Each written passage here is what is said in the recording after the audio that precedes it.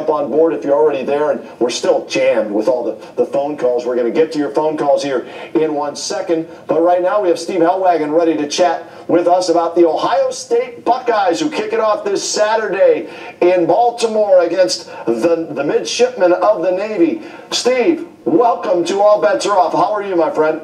I'm doing great, Ken. What's going on? Well, a lot in Cleveland. The Cavaliers, the talk of the town with the Kevin Love signing. The Indians are 4.5, 5.5 out, so they're still in the race. The Browns, not so much. But also, people want to know about the Ohio State Buckeyes, Steve, and how big of a blow was it that they lost Braxton Miller? Is this team still a Final Four contending team, in your opinion? Well, you know, I think the initial reaction from a lot of people was that Braxton Miller going down with the shoulder injury and a torn labrum, and by all accounts he had a successful surgery today with the renowned orthopedic surgeon, Dr. James Andrews, down south. It sounds like that everything's going to be okay for him, you know, coming back hopefully a year from now. But that obviously leaves a tremendous void for Ohio State this year. I think the initial reaction from a lot of people was that this will rule Ohio State out of the hunt in the Big Ten, and then in turn out of the hunt to make the first ever 14 college football playoff for the national championship. So I think upon further review, though, you look at Ohio State's roster, you look at the players that are going to make up their two deep, and you see star power across the line. I just looked in the last 3 years, they have 11 guys that were taken in their respective year that were national top 200 recruits that are going to start for the Buckeyes on Saturday in the opener against Navy, and one of them is J.T. Barrett, the redshirt freshman quarterback out of Texas, who's going to fill in for Miller. So I think that there is enough talent across the board for Ohio State to still be in this mix in the Big Ten, and to even have an outside shot at making that playoff. But obviously, going with youth at the quarterback position is not a recipe for success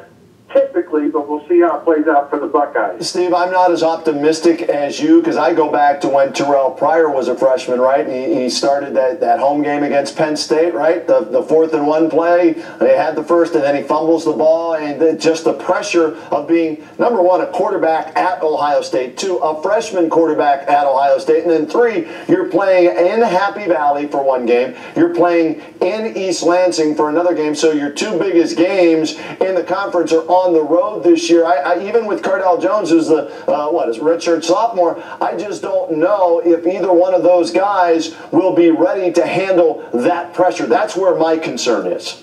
Yeah, I think you make a very good point. One of the things that Urban Meyer talks about is that all 9 units of the football team, which is basically every position group and the special teams, all need to be firing at maximum occupancy, and if that happens, then the Buckeyes have a chance to do something very special. That obviously was not the case last year. The secondary was a shambles. The defense, the pass defense in particular, was terrible.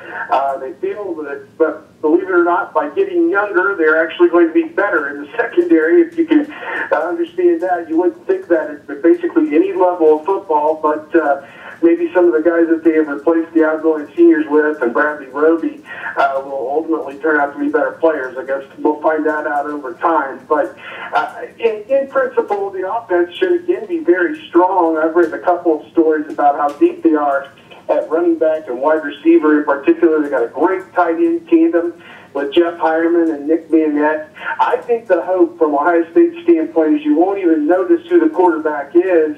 He will not make game-turning mistakes. They'll just be a distributor and get the ball out to those playmakers on the perimeter, the Dontre Wilsons, Jalen Marshalls, Devin Smith, and then the running backs, Ezekiel Elliott, Rod Smith, Deontay Dunn. Get them involved and let them do the heavy lifting. I don't think you can expect J.T. Barrett to run Braxton Miller's spread offense and be as successful, because he is not as acclaimed a runner, obviously, as Braxton Miller.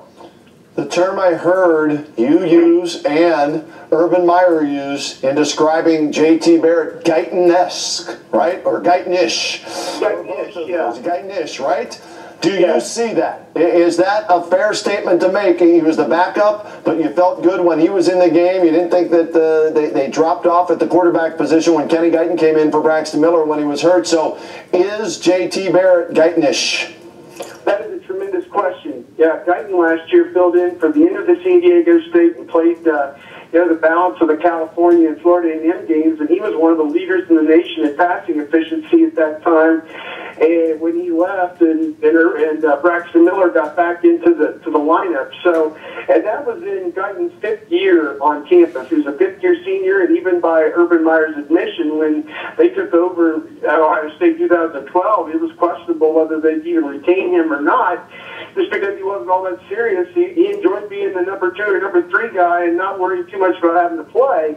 Well, then he became much more serious and a student of the game in his 3rd and 4th years, and by the 5th year was capable of going out and helping them, beat top competition. So that's the thing with Guyton. It took him a while to get from point A to point B. Is Barrett in his 2nd year on campus ready to make that jump? And that's a tremendous leap. Is he going to get them out of bad plays? Is he going to have ball security, running the option and taking tough hits? And is he not going to make late throws over the middle for bad interceptions? Even the veterans do that at times. So I think it'll be interesting to watch against Navy this weekend how JT does. And at the same time, I think Cardale Jones has also got to play. One of the things we're going to ask Urban Meyer about tomorrow is there a design for Cardale to play the 3rd or 4th series or anything like that? Sometimes they'll go into a game and just designate it, maybe the 1st series or the 2nd period or whatever, that they're going to get the backup in there. Both these guys need reps, and I think that's important, that they win this game the surest way, but also get the guys the proper experience they need going forward. Another reason I'm concerned and not as optimistic, Steve, is the fact that they're replacing 4 starters on the offensive line. Have we determined all 5 starters yet? Did they announce all 5 starters on the offensive line? I think that I have not seen the depth chart. If they have released it, it's kind of done piecemeal at Ohio State. By midweek, they hammered out. I don't know exactly what time they were practicing today, but my guess is the coaches wanted to see today's practice and maybe even the practice film before they made those final determinations for who's going to be out there with the ones on Wednesday and Thursday in preparation for the game on Saturday. I think we know at least 3 of the spots. Darryl Baldwin from up there in Solon, he's going to be the right tackle. That's pretty much etched in stone. Steve, let me interrupt you on that one. He's a converted defensive tackle, is he not? Yeah, 6'6", 307 pounds, and really has not played much football. He redshirted 1 year and has really kind of been on the sideline for the last 3 years, and he's getting an opportunity as a 5th-year senior to make his mark, and they really need him to come through, and he was one of the first guys that locked up a spot in fall camp was a right tackle. The other 2 guys that were already in from the spring were Taylor Decker. He started last year right tackle. He moves to left tackle. And Pat Elfline, who got to fill in for Marcus Hall when he was suspended for his actions in the Michigan game, he's going to be the right guard. It looks to be like Jacoby Boren will probably be the center. And the left guard is more than likely going to be Billy Price. He's an outstanding blue-chip prospect out of the Youngstown area a couple years ago. That redshirt freshman is going to get an opportunity, it seems, at left guard. So it's a promising group, but it's not the Mueller, Lindsley, Marcus Hall, the Andrew Norwell group by any stretch. Those guys were great players by the time they left Ohio State last year. These guys are kind of back at square one with this new 5-team. All right, so we've talked about the guys that will potentially replace the offensive linemen. We talked about the 2 quarterbacks who will try and replace Braxton Miller. Who's replacing Carlos Hyde? Man, that is a tremendous question because Ed Warner, their offensive line coach and co-coordinator, put out a stat that Hyde got somewhere between 50 and 60% of his yards after the first contact. That meant he absorbed a blow, fell forward, or turned through it and got big yards after the first guy hit him. And that's a big question mark, I think, for Ohio State, which really wants to run the football first and foremost with the zone read. They want to establish the inside zone and really hit that and then go to the perimeter from there. And Ezekiel Elliott is probably going to be the first guy, but he missed a week or so in the middle of camp with a wrist injury. He had to go under minor surgery for that and had a rod placed in his left wrist, but he does not carry the football typically with the left wrist, so hopefully that'll be fine for him. He just kind of landed awkwardly on his wrist one day. Rod Smith, a 5th-year senior, He was an Indiana schoolboy legend, over 6,000 yards in his high school career, and has just really struggled to make a mark at Ohio State. He's a guy that maybe the light bulb's coming on, and then Briante Dunn is another guy from Camp Gwinnett that's also in this mix, and the true freshman Curtis Samuel out of New York. Sounds it's going to be a by committee approach, Ken, and not a Carlos Hyde hogging up 70 or 80% of the carries. All right, what about wide receivers? Same approach there, by committee, 5, 6, 7 guys? You know, in my history covering Ohio State, the wide receivers coach usually has a very microscopic view and only plays 2 or 3 guys. What the party line yesterday was, we're going to play 6 guys, and I will believe that probably when I see it, because what happens over time is that when they get into these games, the quarterbacks find somebody that they rely on, and the guys who can catch the football and block for the backs, those are the guys who are going to play. But the starters seem like they're going to be Dontre Wilson at the H-back position, and probably Devin Smith and Evan Spencer with the JUCO transfer Corey Smith. He's from originally up in Akron, Buckle. He's going to be in the mix, and Michael Thomas is another guy he redshirted last year that's going to be in there. Those are probably the 5 guys right there, 5 or 6 guys, and also Jalen Marshall is another one, a really highly touted recruit a year ago. Those are going to be the 6 guys they really lean on, and obviously I think you'll see the quarterbacks throwing the ball to the tight end, Tyron, at the net quite a bit as well. So a lot of people, as I said, there's only one football, and every play you make increases the chances that you'll see it on a Saturday. So I think that these guys have been competing hard to prove themselves, and I think we want to see on Saturday which guys emerge. All right, let's flip it over to the defensive side of the ball. The strength of this team, I don't think there's any question about it. It's the defensive line, and they've got, what, 6, 7 guys that they can put in there at any time, any combination, Steve, and be up there with some of the best defensive lines, if not the best defensive line in the country. You agree? Yeah, I agree to a point. I think Noah Spence not playing these first 2 games really does hurt them, though. I mean, he's suspended, supposedly a failed drug test administered by the Big Ten, but perhaps he's going to miss the Orange Bowl last year. And he's got to sit out the game and the Virginia Tech game, which are 2 very important games for this team. I mean, it's not like he's sitting out against the Kent State or one of the lesser teams on the schedule. So Noah Spence is very important. He comes through as an All-Big Ten player last year. The other 3 guys that will be starting in the game on Saturday, Adolphus Washington. He's a converted defensive end playing defensive tackle. Michael Bennett, a potential All-American at nose tackle. A 4th guy that's really bided his time and can really change games. And Joey Bosa, the kid out of Florida, he's going to be a sophomore. 285-pound defensive end. We saw at the end of last year that Spence and Bosa in particular were really starting to come into their own, and those guys have to set the tone for this team early this season, early in games. And with Spence out, it'll be Steve Miller, more than likely a senior, probably starting in his place. So that defensive line's got to be all it's cracked up to be if this defense is going to thrive. How about the linebacker position? Ryan Shazier goes in the first round to Pittsburgh, and he was really the only linebacker, that made an impact last year. And some of the guys that played are back. Have they improved? Curtis Grant, Perry, have they gotten better, or are we going to see the true freshman Raekwon McMillan, get some playing time and make an impact? Yeah, I think you make a good point there. It sounds like right now Curtis Grant is the starting middle linebacker. They named him as one of the 5 team captains yesterday and said that the light bulb has really gone on for him during preseason camp. And he's a tremendous leader, and I guess we just want to see if that bears out when they start going against a team like Navy that's going to be very rugged running the football. These linebackers will have to shed blocks, sprawl, and get off of blocks and make plays. Darren Lee is a redshirt freshman. He was a quarterback in high school down here in Columbus and New Albany High School. Sat out last season, is now starting at one of the outside linebacker spots. And the other guy, Josh Perry, he filled in last year when Curtis Grant was injured.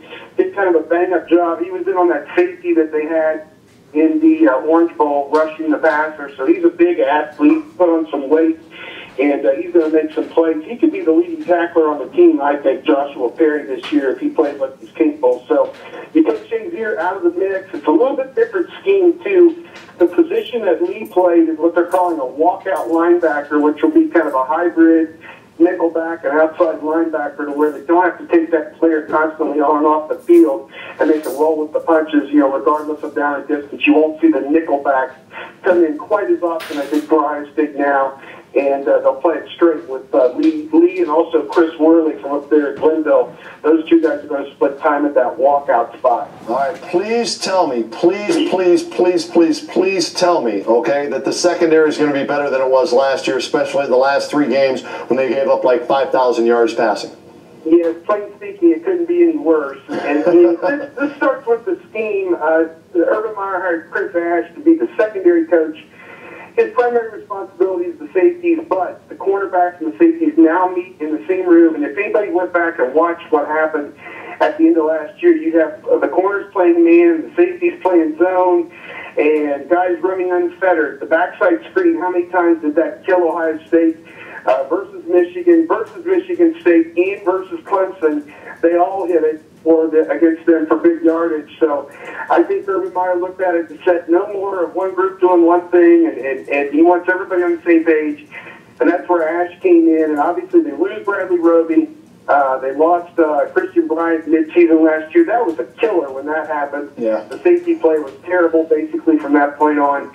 C.J. Barnett, he did the best he could, but again, hopefully it's addition by subtraction, or addition by adding young guys, I guess is how I would look at it. No, I think you were fair in saying it the other way, addition by subtraction, because some of these young guys may be better, or were even better, than some of those older guys that played last year, with the exception of Bryant being lost, which, like you said, really hurt this team. Are we going to see more of an aggressive man-to-man, in-your-face, jam at the line of scrimmage performance from these guys? Yeah, that's what it sounds like. Durant Grant is probably their top corner from St. V up there. He said they're going to be playing more about the run coverage, and Urban Meyer looks at him as a potential all-Big Ten player at cornerback, so that's good to hear. The other cornerback position will be a guy that's never played. It's either Eli Apple or Darian Conley. They're both redshirt freshmen, and we'll wait and see. Apple's from New Jersey, Conley, Massillon is where he's from. So, yeah, got 2 guys there that have never played that are going to be in the mix, and then Tyvis Powell and Von Bell. Bell was a highly touted prospect out of Tennessee last year. He had an interception in the Orange Bowl. When they finally deigned to put him in the game, look what happened. He made a play. So that's the kind of play the Buckeyes want to see out of him on a consistent basis this year. All right. The matchup this Saturday is a unique one with the offense that Navy runs. Give me a little preview of what the Buckeyes are looking at against the midshipmen. Who's the lead guy, the quarterback that runs that running offense that was second in the country last year and just gives defenses fits if you've never played it before? Yeah, Keenan Reynolds, 5'11", 185 pounds. He doesn't look a whole lot, he's standing there, but he runs that great option offense that Navy has really mastered here with Ken Niumatalolo as their head coach. He's done a great job there as their head coach. They've won 9 games in a bowl game and beat Army in back-to-back years. It was just the 5th time in 132 years of Navy football that they did that. So they are really riding high right now, and you know that they think they can come in there on Saturday in Baltimore, which is almost their home turf, right up the road from Annapolis, and think that they can knock off the Buckeyes, particularly if you figure that the Buckeyes could be a little slow going with Braxton and Miller not playing. I mean, you look at what they did last year. Notre Dame, 38-34. They lost to Notre Dame. They've beaten Notre Dame in past seasons just recently. Some of the same talent that played Alabama for the national championship was also on the field for games when they lost to Navy. So Navy's a quality football program. I think Buckeye fans know this. In 2009, the score of the game was a 2-point game, and Brian Roll returned an interception on a 2-point conversion for a 2-point safety, and the Buckeyes kind of escaped their own stadium with a 31-27 win, and that was a team that went on and won the Rose Bowl that year. So it's obvious to me that if the Buckeyes don't take this seriously, they could find themselves in a world of hurt, because Navy's going to chew the clock with that running game. This is honestly a game that could be over well under 3 hours if both teams try and run the football. And you know that's what Navy's going to try and do. Reynolds is just a tremendous talent and set an NCAA record last year with 31 rushing touchdowns. This is where the defensive line, the front seven, the linebackers for the Buckeyes have to play some of their best football this Saturday. to put the midshipmen behind them down in distance and make them have to throw the football. Yeah, that's the key to it. Navy, Virginia Tech, Cincinnati in the non-conference games, at Penn State, at Michigan State in the Big Ten. Michigan, the last game, is at home this year. Steve, I'm looking at this, and like I said, with the new offensive line, losing Braxton Miller, losing Carlos Hyde, a new defensive coordinator basically coming in with the secondary, I've got the Buckeyes going 10-2 this year, and I don't think that's going to be good enough to get to the Big Ten championship game or the Final Four in the NCAA. Well, what do you have them doing this year? Well, I may be out on a limb. I don't know. I again, kind of looked at our network, 24/7 Sports, came out with a survey of the programs that had recruited the best over the last 4 years. And this is basically just a survey to tell you who's got the best players, or who did we think recruited the best players the last 4 years. Alabama has consistently been 1 or 2 in all these recruiting rankings, and they're number 1, and Ohio State is number 2. That tells you that the roster from top to bottom and side to side is as good as anybody's in the country. Urban Meyer with 2 national championships to his credit, and a really strong coaching staff, in my opinion. I feel that they are going to have the opportunity with Braxton Miller, or not without Braxton Miller, to be in contention for that Big Ten championship. I'm saying 11-1. The loss could be at Michigan State, which would be devastating. You probably wouldn't win your division if that's what happens. Or maybe they go up there and win. But again, youthful mistakes. Somewhere along the way, there's going to be a game that maybe just doesn't go their way. Maybe at Minnesota is a program that's waiting for that monumental win to kind of turn the corner. Penn State with James Franklin, his first year there, maybe they pull it off.